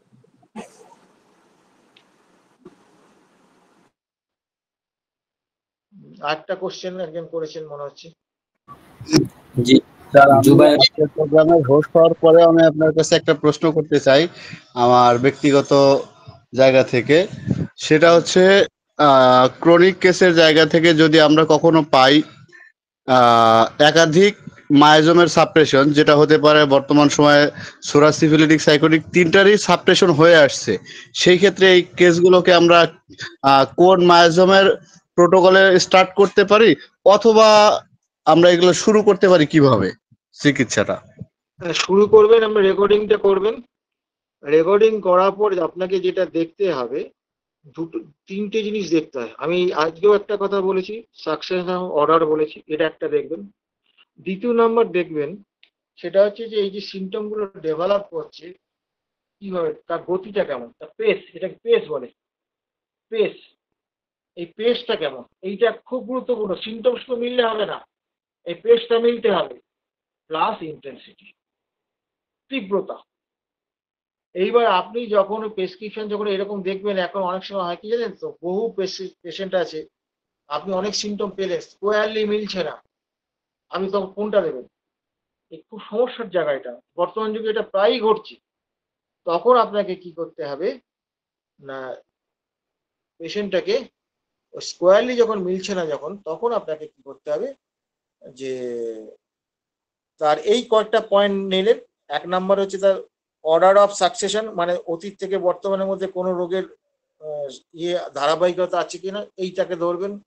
তার স্পেসটা ধরবেন। এবার ধরুন পেসটা যদি দেখেন যে স্লোলি ডেভেলপ করেছে, স্লোলি সবকিছু, তাহলে হোয়াট ইজ দিস, এটা সাইকোসিসের দিকে যাবে। এইবার তারপরে হচ্ছে কি সিমটম গুলো কোনটা প্রমিনেন্ট আছে, ডমিনেন্ট আছে, দেখুন কোন সিমটমটা, এগুলো বুঝতে হবে। ওইভাবে বুঝিয়ে আপনি ধরুন অ্যান্টিসাইকোটিক দিলেন, অ্যান্টিসাইকোটিক থেকে পরবর্তীকালে অ্যান্টিসোরিকে আসতে হতে পারে, বা ওই থেকে অ্যান্টি সিফিলিসে আসতে পারে। এবার সিমটম গুলো চেঞ্জ হবে আপনার। এই চেঞ্জ হওয়ার পর যখন আপনার একটা জায়গায় দাঁড়াবে, যখন তখন আপনাকে বুঝতে হবে যে আমি কি করব। তা এটা এই মৌখিকভাবে বলে দেওয়া যতটা সোজা, এটা যদি চেম্বারে আপনাকে আমি সামনাসামনি দেখিয়ে দিতে পারতাম কয়েকটা কেস, একটা দুটো কেস আমি দেখে নিলে আমি চট করে বুঝিয়ে যাবেন ব্যাপারটা কিরকম। তবু আমি একটু বোঝাবার চেষ্টা করছি, হুম। সেটা হচ্ছে কিরকম, যেমন ধরুন আপনি মাল্টি মাল্টি নিয়ে এসছেন, এবার তার সে আপনাকে কোন কোন কমপ্লেন গুলো করছে কিরকম, এই কমপ্লেন, তার চিপ কমপ্লেন কোনগুলো, এই চিপ কমপ্লেন গুলো আগে নেন।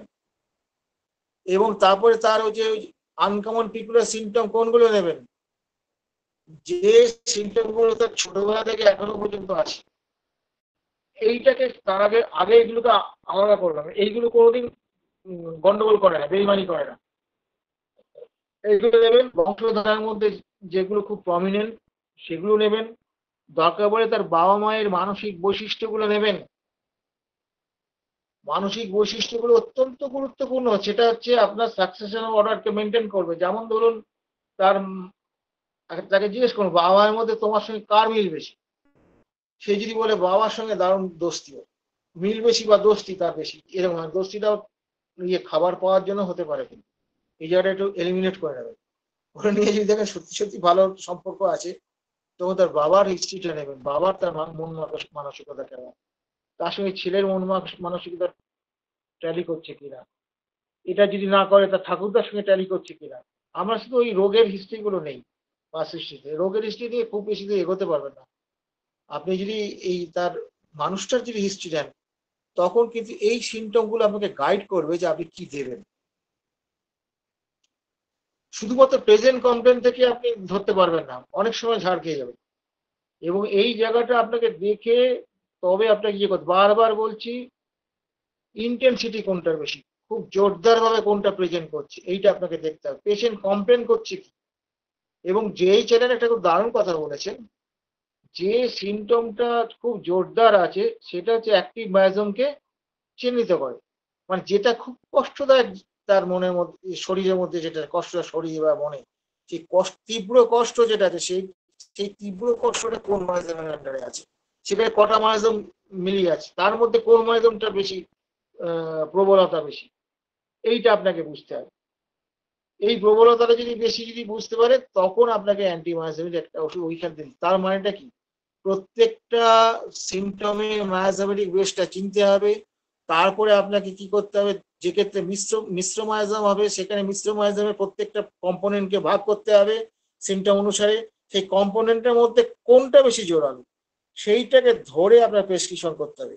এটা মনে হচ্ছে খুব কঠিন, কিন্তু যখন আপনি করবেন, যখন বেশি সিমটম লাগে না, কোর পয়েন্টটাকে যেদিন চিনে ফেলতে পারবেন যে এই কোর পয়েন্টের উপর আমার প্রেসক্রিপশনটা করতে হবে, কোর পয়েন্ট বেশি লাগে না, দুটো চারটে সিমটম দিয়ে দেখবেন আপনি 2-3টে ড্রাগের মধ্যে চলে এসছে, তারপরে বাকিটা আপনার কোনো ব্যাপার না।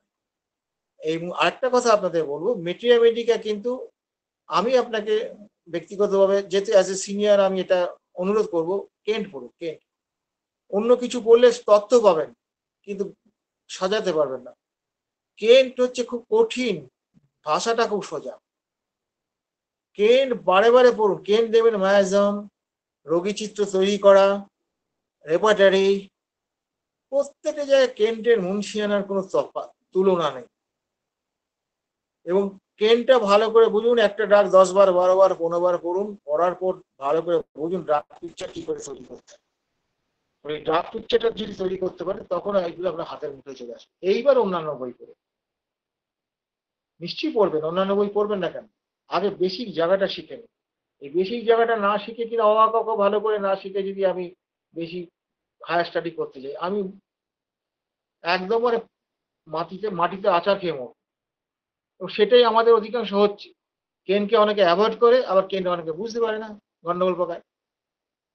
তো আমি তো ক্লাসে সব কেন্টেরই সব আলোচনা করি, দেখবেন আমার অনেক ভিডিও আছে, শুনতে পারলে বুঝতে পারবেন আমি কি বলতে চাইছি।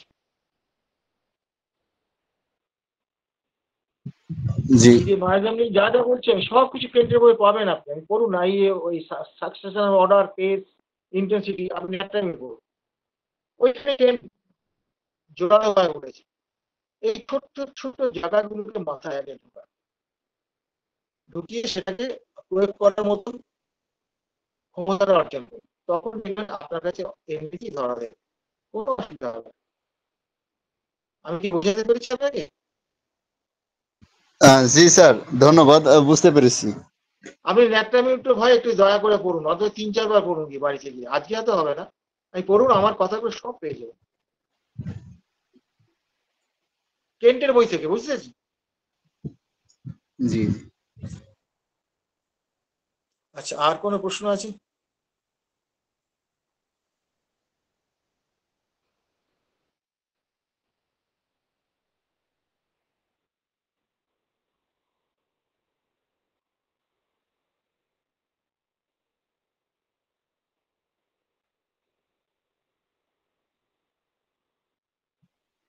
আহ, বাহারুল ভাই কি কিছু বলতে চাচ্ছেন কিনা? কোনো প্রশ্ন থাকলে সরাসরি করে ফেলেন।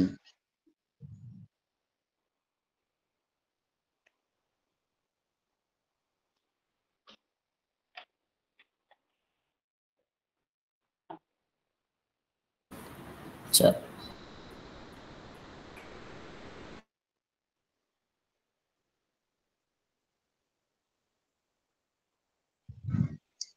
সম্ভবত আর কারো কোনো প্রশ্ন নেই। আমরা আজকের প্রোগ্রামের শেষ দিকে এসে গিয়েছি। ডাক্তার হামিম উদ্দিন ভাই, আমি আপনার সদয় অনুমতি প্রার্থনা করছি, আজকের ক্লাস শেষ করা যায় কিনা। আসসালামু আলাইকুম। আচ্ছা, আমি একটা প্রশ্ন করি স্যারের কাছে। স্যার, এ তো আমার আমরা ভয় লাগছে এবার। এবার তো ভয় লাগছে আমার। না স্যার, একটা ইজি প্রশ্ন।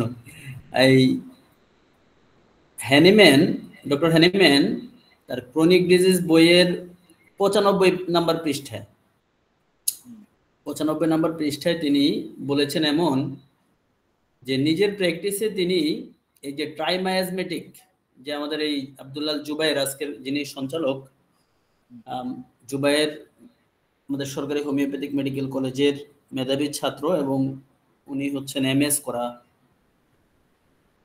তো এই জুবায়ের যে ভাই যে প্রশ্নটা করলেন সেটা হচ্ছে ট্রাইমায়াজমেটিক পেশেন্টে বা মিক্স মায়াজমের পেশেন্টের দিক থেকে আর কি, বিশেষ করে 3টা মায়াজম যদি সাপ্রেশন হয়। তো আমরা হ্যানিম্যানের ওই ক্রনিক ডিজিজের 95 নাম্বার পৃষ্ঠায় বিশেষ করে উনি সিফিলিসের যে অধ্যায়টা আছে ওনার, ওই সিফিলিসের আলোচনার মধ্যে একটা পর্যায়ে বললেন যে তিনি তার নিজের জীবনে, এবং তিনি বলছেন, I have in my practice found only 2 cases of the threefold complications of the 3 chronic myosomes। Total আলোচনাটা হচ্ছে তিনি মানে 3টা মায়োজোমকে মানে ক্যারি করে এই ধরনের 2টা পেশেন্ট ওনার লাইফে পেয়েছেন। সেখানে দেখা গেল তিনি বলছেন যে যেখানে দেখা যাচ্ছে সাইকোসিসের প্রাধান্য যেমন ছিল, সোরার প্রাধান্য ছিল, সিফিলিসও ছিল, সেক্ষেত্রে তিনি প্রথম হচ্ছে অ্যান্টিসোরিক মেডিসিন দিয়ে ট্রিটমেন্ট শুরু করেছেন। অ্যান্টিসোরিক মেডিসিন দিয়েছেন, তারপরে 2টা মায়োজোমের মধ্যে যেটা বেশি মানে যেটার ইন্টেন্সিটি, স্যার যেটা বলছেন আর কি, যেটার ইন্টেন্সিটি সবচেয়ে বেশি সেটা মানে কে কেন্দ্র করে ট্রিটমেন্ট করেছেন আর কি। আবার আমরা এই বিষয়টাকে সম্ভবত এলএন এর বইতে আমি এরকম দেখেছিলাম, আমার যতটুকু মনে পড়ে, যে যদি এরকম পেশেন্ট আমরা পাই, আর বর্তমান সময়ে এরকম কমপ্লিকেটেড পেশেন্ট তো পাওয়াটা খুব অস্বাভাবিক না, স্বাভাবিক, এটা অধিকাংশই তাই অ্যাভেলেবেল। এই ধরনের পেশেন্টের দিক থেকে দেখা যায় যেই মায়োজোমটা সবচেয়ে বেশি ডোমিনেট করছে, ইন্টেন্সিটি যে মায়োজোমের সবচেয়ে বেশি, সেই অ্যান্টিমায়োজমেটিক ট্রিটমেন্ট মানে মেডিসিন দিয়ে আমরা ট্রিটমেন্ট শুরু করা, তারপরে হচ্ছে পর্যায়ক্রমে তারপরে যেটা মানে ডোমিনেন্ট হবে, তারপরে যেটা ডোমিনেন্ট হবে ওইভাবে ট্রিটমেন্ট করা আর কি। তো আসলে এখানে তো এটা তো কোনো কন্ট্রোভার্সি আমার কাছে মনে হয় নাই। তারপরে স্যার এটাকে আপনি কিভাবে বলবেন? আমি একটা খুব সহজ ব্যাখ্যা দিচ্ছি। সেটা হচ্ছে যে হ্যানিম্যান অ্যান্টিসোরিক দিয়ে ট্রিটমেন্ট করতে বলেছেন কারণ তিনি সোরার উপরে যতটা দখল করতে পেরেছিলেন। আপনি তার ইয়ে করুন, সাইকোসিস করুন, 2-3টা মাত্র সিমটম, সিফিলিস করুন, সেখানে 6-7টা সিমটম উনি আবিষ্কার করতে পেরেছিলেন। ঠিক আছে, তাহলে ব্যাপারটা কি হচ্ছে, তাহলে তার সোরার প্রাধান্য তখন অটোমেটিক থাকছে, ওই জন্য অ্যান্টিসোরিক দিয়ে উনি শুরু করেছেন। আমার পরিষ্কার বোঝা গেছে উনি কেন বলেছেন এই কথাটা। এইবার আমরা চিকিৎসা করতে গিয়ে কি দেখছি, এত বেশি কমপ্লিকেশন, ফলে আপনি ওই যে একটার পর একটা সেই ভাঁজ করা ইয়ের মতো আর কি, সেই কি বলবো, বই যেমন খাতা যেমন থাকে না পরপর, এবার আপনি উপরে কি দেখতে পাচ্ছেন, ওইটা সরিয়ে দিলে পরে তারপরটা কি আসবে আপনি তো নিজেও জানেন না। প্রত্যেকটা স্টেপে কিন্তু এইরকম আমাদের কমপ্লিকেশনের মধ্যে পড়তে হচ্ছে। এবং জেন কাঞ্জিলাল একটা জায়গায় বলছেন যে বিশ্বযুদ্ধের আগে আমি যত সহজে পেশেন্টগুলোকে সোজা করতে পারতাম, মানে সারাতে পারতাম, আমি পরবর্তীকালে পারছি না। আমি আপনাকে কি বলবো, আপনাকে এর আগেও ক্লাসে বলেছি যে আমি আমার প্রথম জীবনে যত সহজে রুগীগুলো সারাতে পারতাম, এখন তো এক একটা রুগীকে ভয় পাচ্ছি আমি যে পারবো কি পারবো না। মানে এমন জটিলতা আসছে, ওই যে বললাম আপনি কোন সিমটমটা ধরে প্রেসক্রিপশন করবেন, এইটা একটা বিরাট সমস্যা হয়ে দাঁড়াচ্ছে।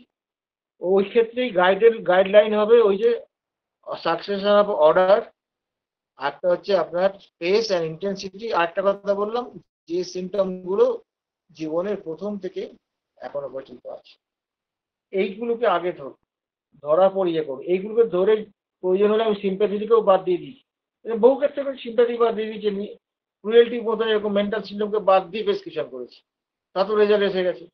মানে এবং কেন্ট ওখানে খুব সরাসরি কথাটা বলেছে, এই আর্টের জায়গাটা বুঝতে হবে। আর্ট মানে এই নয় যে আমাকে সবগুলোকে মেলাতে হবে। আরে বাবা, আপনার সবগুলো মিলবে? সবগুলো তো মিলবে না, আপনার নিজের হাতেরই তো 5টা আঙুল এক নেই, কি করে মেলাবেন আপনি?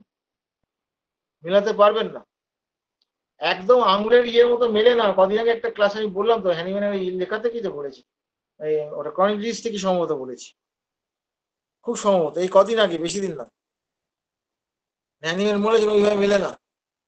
ফলে ব্যাপার হচ্ছে যে আমাকে দেখতে হবে কে শক্তিশালী আছে। একটা খুব সোজা উদাহরণ দিই, এটা আমার গুরু ডাক্তার তপন কাঞ্জিলাল একটা খুব সুন্দর কথা বলতেন, ডমিনেন্ট মায়াজম ধরবি কি করে।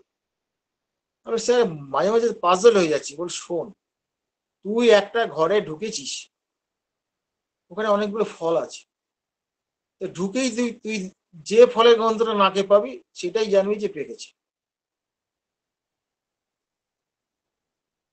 এইবার তুই পেশেন্টকে, এই যে কালকে যেমন একটা ঘটনা আপনাকে বলি, পেশেন্টটা এখন জানি না শেষ পর্যন্ত কি দাঁড়াবে। পেশেন্টটা আমার আন্ডারেই ছিল এবং সেটা তাকে ইগনেশিয়া দিয়ে অসাধারণ ভালো রেজাল্ট ছিল, অসাধারণ মানে আউটস্ট্যান্ডিং রেজাল্ট ছিল। সেই পেশেন্টটা ডিটোরেট করতে করতে তার পেশেন্টের কন্ডিশন খুব খারাপ হয়ে গেছে এবং আমি 5টার একটা মেডুলিনা প্রেসক্রিপশন করেছিলাম, সেটা ফলস প্রেসক্রিপশন হয়েছে। কিন্তু যেহেতু ফলস প্রেসক্রিপশন হয়েছে আমি সাহসও পাচ্ছি না চট করে একটা কিছু চেঞ্জ করে। তার প্রায় 2 মাস বাদে আমি তাকে রিসেন্ট কস্টিকাম দিই। এইবার দেখুন, এই যে কস্টিকাম তাকে, আমি তাকে অরাম মেটালিকামের কথা ভেবেছি, তার পেন হচ্ছে রাত 1:30 2টোর সময়, তাকে এমনি সারাদিন পেন আছে, রাত 1:30 2টোর সময় ঘুম ভাঙিয়ে দেয় ব্যথার চোটে, এত তার ব্যথা, নাইটে একটা পেশেন্ট। এবার হচ্ছে কি, আমি পেশেন্টে যখন বসেছি, যখন আলোচনা বসলাম যখন, তো তখন পেশেন্ট বলছে দাঁড়ান দাঁড়ান একটু জল নিয়ে আসি। হ্যাঁ, জল সে জল নিয়ে আসবেন কেন? বলে না, ওই কাশিটা যদি ওঠে না আমাকে জল খেতেই হবে, না খেলে কাশি কমবে না। দেখুন, আমি কোনো প্রশ্ন ছাড়াই এইটা পেলাম। This is highest intensity without any questioning. যখন আপনি পাবেন, এইটার গুরুত্ব অনেক বেশি। এটা মেন্টাল সিমটম হোক, ফিজিক্যাল সিমটম হোক, এর গুরুত্ব অনেক বেশি। আমরা বাহ, ভালো পয়েন্ট দিলাম, আমি সঙ্গে সঙ্গে লিখে নিলাম। এই যে হিস্ট্রিটা আমি তাকে পেলাম এবং তাকে আমি কস্টিকাম দিলাম, কিন্তু আমি অনেক সিমটম স্কোয়ারলি মেলাতে পারিনি। সেটা হচ্ছে কিরকম না, তার কাঁদলে পরে তার আরাম হচ্ছে, কাঁদলে আরাম হচ্ছে। আচ্ছা, এটা একটা গেল। সেখান থেকে আমি তাকে কস্টিকাম করতে, অকুপেশন অ্যামুলেশন, কাজে কমে থাকলে ব্যথাগুলো অনেক কমে যাচ্ছে, সেখানেও কস্টিকাম পাইনি। তাকে আমি দিলাম কিসের ভিত্তিতে? তার যে বাবা মারা গেছে 5 বছর আগে, সেই বাবাকে সে আজও প্রতি মুহূর্তে সে ভাবে।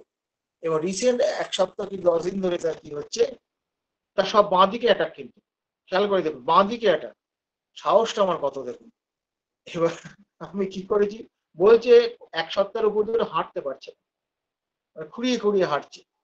সে যে পড়ে গেছে এরকম ব্যাপারটা নয়, কিন্তু তাহলে এই যে 1.5 2 মাস ধরে কষ্ট ভোগ করতে করতে এই যে লেমনেস এসে গেল 1 নাম্বার। দ্বিতীয় না, তার বাবা এই যে শোকটা, এই যে একটানা শোক, এই শোকে সে বিধ্বস্ত, তার চেহারা ভেঙে গেছে। এইগুলো সব দেখে আমি তাকে কিন্তু কস্টিকামই প্রেসক্রিপশন করেছি। হ্যাঁ, তারপর তার পেচ্ছাপ করে ফেলছে, একটু কাশি হলেই পেচ্ছাপ করে ফেলছে, ওরে যাচ্ছে যে অবস্থা, মানে লজ্জা ঢাকার মতন অবস্থা নেই ভদ্রমহিলার। তাহলে এই যে ঘটনাটা ঘটলো, এই ঘটনা আমি কি করলাম, আমি পেচ্ছাপ ওই করে ফেলে ওইটা দেখে শুধু দেইনি, আমি শুধু ভাবলাম ওই যে জলের ইয়েটা বললো যে জল খেলে আমার কাশিটা কম হয়, এই কথাটা যেটা বলেছে। এইবার আমি কি কি দেখলাম, আমি দেখলাম রাত 2 2:30টার সময় কস্টিকাম আছে কি। হ্যাঁ, কস্টিকাম সেকেন্ড গেটে বসে আছে। আপনি বলুন দেখি, নাইট অ্যাগ্রাভেশন হলে কস্টিকামের কথা কি চট করে ভাবতে পারবেন? কিন্তু আমি তাকে কস্টিকাম দিলাম কেন? তার কারণ হচ্ছে কি, তার হচ্ছে অকুপেশন অ্যামুলেশন, উইপিং অ্যামুলেশন, এইগুলো সবগুলোই কিন্তু মেন্টাল সিমটম। এইগুলো কিন্তু সব শরিক ইন নেচার। পেশেন্ট একটা শরিক স্টেটে আছে, রাত্রিবেলা সে ব্যথা দিচ্ছে বটে, এই ব্যথাটা কিন্তু মোরাললেস সিফিলিটিক নেচার। সিফিলিটিক নেচার আর সিমটম প্রমিনেন্ট কে আছে? কেউ তো নেই। মেন্টাল সিমটমই তো বেশি গুরুত্বপূর্ণ। তাই মেন্টাল সিমটমের এখানে সোডাকে নির্দেশ করছে। তাহলে আমি কি করে দেবো? জল খেলে কমে যাচ্ছে, ঠান্ডা জল খেলে কমে যাচ্ছে, এই যে জল খেলে কমে যাচ্ছে, এটা তো কমন ব্যাপার। ওই জন্যেই এবং ওই লেম হয়ে যাচ্ছে, দীর্ঘদিন ভোগার পর লেম হচ্ছে, কন্টিনিউস একটা গ্রিপে ভুগছে, এই যে ফ্যাক্টরগুলো, এইগুলো ধরে তাকে আমি কস্টিকাম দিয়েছি। আজকের রেজাল্ট হচ্ছে তার পেচ্ছাপ বন্ধ হয়ে গেছে, কাশি প্রায় নেই। সন্ধ্যাবেলা একবার একটা উঠেছিল, তারপর কি হয়েছে জানতে পারিনি। তাকে ওই একটাই কস্টিকাম 0.5 দেওয়া হয়েছে, একটা ডোজই দেওয়া আছে। আর আজকে ডোজ দেওয়ার কথা বলছিলেন তার সঙ্গে ডাক্তার, আর না বাবা অত দেওয়া যাবে না, আমি দেখবো তারপর বুঝে দেবো। আমি সাহস পাচ্ছি না দিতে, কারণ পেশেন্ট খুব সেন্সিটিভ পেশেন্ট। তাহলে এই যে দেখুন, আমি এখানে তাহলে কত সিমটম গুলো পেলাম না, তবু কস্টিকাম দিলাম। অরাম তো দিতে পারতাম, কিন্তু অরাম দিলে পরে স্যার হতাশা কোথায়? হতাশা তো নেই, হতাশা নেই তার মধ্যে। রাত্রিবেলা বাড়ছে এটা ঠিক আছে, সিপিলিনাম দেবো, সিপিলিনামের সেই রকম মেন্টাল সিমটম নেই কিছু, আমি দেবো কোথা থেকে? আমাকে তো দেখতে হবে যে বর্তমান স্টেটটা কোন জায়গায় আছে। এই স্টেটটা কোন জায়গায় থাকলে পরে আমি বুঝতে পারি। যেমন এই যে আমি এর আগে ইগনেশিয়া শুধু সিম্পল সোডা নয়, অ্যাক্টিভ সোডার সঙ্গে সাইকোসিসের ব্লেন্ডিং, মানে সোডা সিপিলিস গেল, এবার চলে আসলো শরিক স্টেটটা চলে আসলো ব্লেন্ডিং, মানে এখান থেকে একটা ওষুধ আমরা দিতে পারলাম, এবং পরবর্তী রেজাল্ট কদিনের মধ্যে বুঝতে পারবো যে পেশেন্টটা প্যালিয়েশন হলো না সাপ্রেশন। গন্ডগোলের জায়গায় এগুলো এগুলো আপনি পাবেন প্র্যাকটিস করতে গিয়ে। বারবার বলছি ইন্টেন্সিটিটাকে খেয়াল করবেন। আর পেশেন্টটা যেমন আনকনসিয়াসলি আপনাকে কোনো সিমটম যদি বলে দিয়ে থাকে, ওটা গোল করে ঘিরে দেবে, ওটাকে ছাড়া যাবে না কোনোভাবে। আমি কি বোঝাতে পেরেছি? স্যার খুব ভালো বোঝাতে পেরেছেন। আমরা রাত হয়ে গেছে অনেক, একদম মন্ত্রমুগ্ধের মতো আপনার আলোচনা শুনলাম। আমি তো মনে করছি যে আজকের আলোচনায় সবাই এখনো প্রায় 38 জন শুনছে, মানে রাত, মানে গভীর রাত পর্যন্ত। আরো যদি আমরা মনে হয় আরো অনেক টাইম পর্যন্ত ক্লাস চালাই, আরো সবাই বসে থাকবে। সবকিছু মিলিয়ে ক্লাসটা খুবই প্রাণবন্ত হয়েছে। আর কারো কোনো প্রশ্ন আছে কিনা? আমি শেষে রঘুনাথ স্যার, জি রঘুনাথ স্যার কিছু বলতে চেয়েছেন, রঘুনাথ স্যারকে অনুরোধ করছি। ধন্যবাদ। প্রশ্নটা অনেকভাবে ব্যাখ্যা করলেন, কিন্তু আমরা যদি এইভাবে কনক্লুশনে আসি তাহলে কেমন হয়? যে যখন যে মাইজমটা প্লেয়ার্ড আপ কন্ডিশনে থাকবে, তখন তার ভিত্তিতেই আমরা ওষুধ দেব।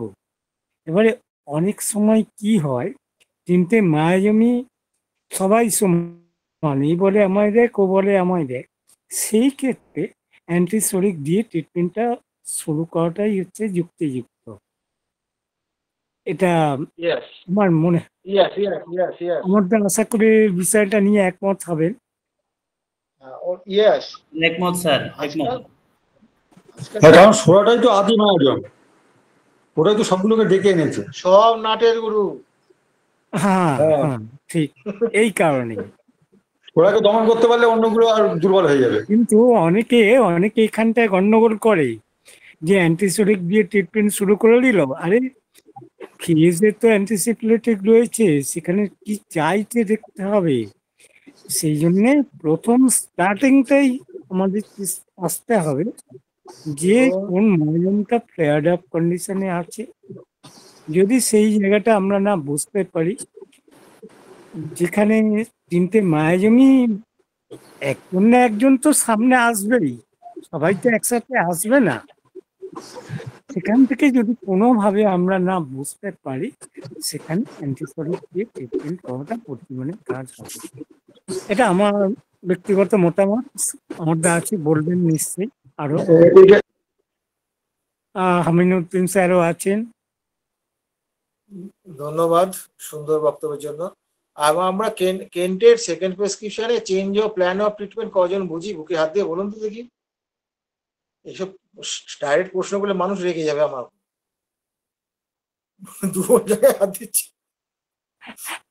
কজন বুঝি আমরা? ঠিক। না ঠিক আছে, ওই জায়গাগুলো তো দরকার এবং অনেকটা বিস্তৃতভাবে আলোচনা সুন্দর হয়েছে। এমনি ওই স্কিন ডিজিজ সাপ্রেসড হলো বা কোনো একটা ডিজিজ সাপ্রেসড হয়ে কিছু হলো, সে তো সবাই বলবো আমরা, কিন্তু আজকের যে আলোচনাগুলো হয়েছে যে জায়গা থেকে, নিঃসন্দেহে অনেক অনেক ভালো। আমি সাপ্রেশনকে ইভ্যালুয়েশন অফ সিম্পটমের মধ্যে কাজে লাগিয়েছি আজকে এবার বক্তব্যের মধ্যে। মেন্টাল সিমটম সাপ্রেশন হয়, এটা আমরা অনেকেই খেয়াল করি না। একটা বাচ্চা হয়তো আমরা দেখেছি, তাকে মা মা হয়তো বুকের দুধ দিচ্ছে, এইবারে মা কোনো রকম হয়তো মেন্টাল শক পেয়েছে, সেখান থেকে যে বাচ্চাটা মৃগের সৃষ্টি হতে পারে বা অন্য কোনো রোগের সৃষ্টি হতে পারে, এপিলেপসির মতো অবস্থা সৃষ্টি হতে পারে। এই জায়গাগুলো তো আমরা কেউ খেয়াল করি না, কিন্তু ভাবতে হবে যে রোগের সৃষ্টিটা কোথা দিয়ে হলো। এইগুলো আমরা যত গুরুত্ব দিয়ে বিচার করবো তত আমাদের সফলতা আসবে। যাক, রাতও তো হলো, চলুক এইরকম সুন্দর আলোচনা হোক, আমরাও একটু শুনি শিখি। আর হামিনুদ্দিন স্যারের উদ্যোগ, এই যে আজকের এই সমস্ত আলোচনাগুলো হচ্ছে, আমরা জানতে পারছি, মানে আমাদের জ্ঞান ভান্ডার একটু আধটু পূরণ হচ্ছে আর কি। সেই জন্যে ধন্যবাদ সকলকে। জি ধন্যবাদ রঘুনাথ স্যারকে।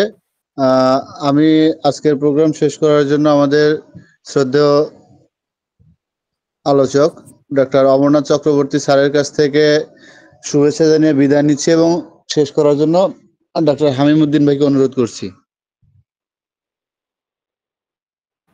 জি ধন্যবাদ।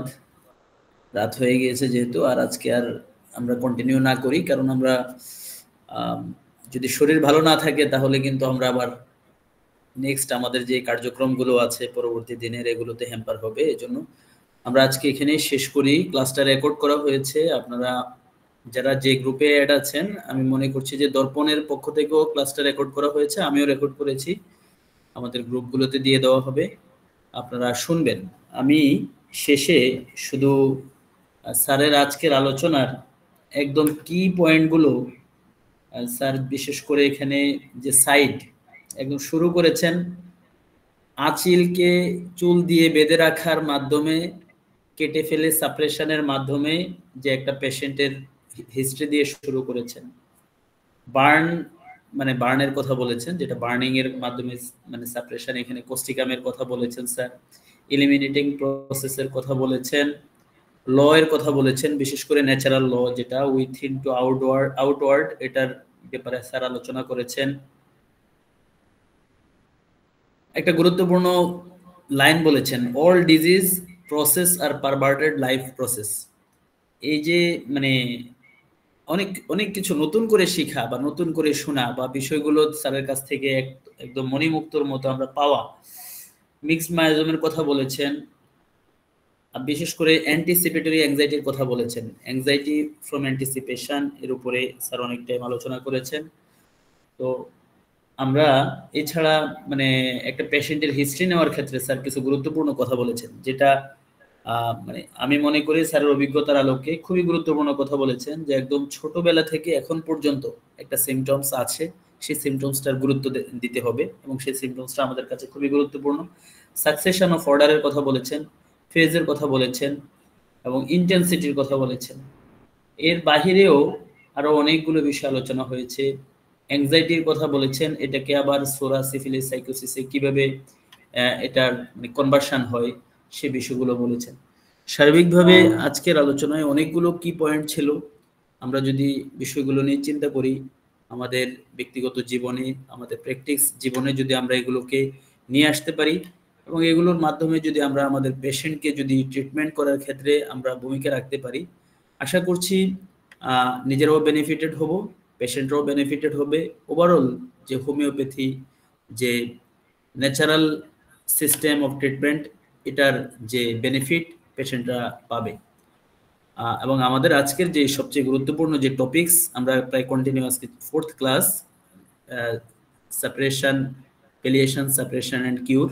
সেপারেশনের উপরেই আজকে অনেকগুলো বিষয় আলোচনা হয়েছে এবং সেটা কিভাবে কিউরের দিকে নিয়ে যাওয়া যায় এই বিষয়টা নিয়ে স্যার গুরুত্বপূর্ণ দিক নির্দেশনা দিয়েছেন। আমরা বিষয়ে এই ক্লাসটার মানে যে ভিডিও আছে সেই ভিডিওটা আমরা বারবার শুনবো, অবশ্যই আমরা উপকৃত হব, এতটুকু দৃঢ় বিশ্বাস আমাদের আছে। শেষে আজকে যারা উপস্থিত ছিলেন এবং আছেন, অমরনাথ স্যার, রঘুনাথ স্যার সহ আরো যারা আজকের ক্লাসে সংযুক্তি করলেন, বিশেষ করে শ্যামল ব্যানার্জি সহ আমাদের যিনি সঞ্চালক হিসেবে ছিলেন ডক্টর আব্দুল্লাহ আল জুবাইর সহ যারা আছেন, আকবর হোসাইন সহ যারাই কথা বলেছেন, সবাইকে আমরা আন্তরিকভাবে শুভেচ্ছা এবং মোবারকবাদ জানাই। আজকে আমরা এখানেই ক্লাস শেষ করতে চাই। স্যার, আপনি অনুমতি দিলে শেষ করব। আমি উপস্থিত সকল চিকিৎসকবৃন্দকে আমি আমার আন্তরিক প্রীতি শুভেচ্ছা জানাই। তারা এতক্ষণ কষ্ট করে বসে থেকে আমার বকানি শুনেছেন, এই জন্য তাদের আন্তরিক শ্রদ্ধা জানাই এবং সবাইকে শুভরাত্রি জানিয়ে আজকে বিদায় দিচ্ছি। আসসালামু আলাইকুম ওয়া রাহমাতুল্লাহি ওয়া বারাকাতুহু।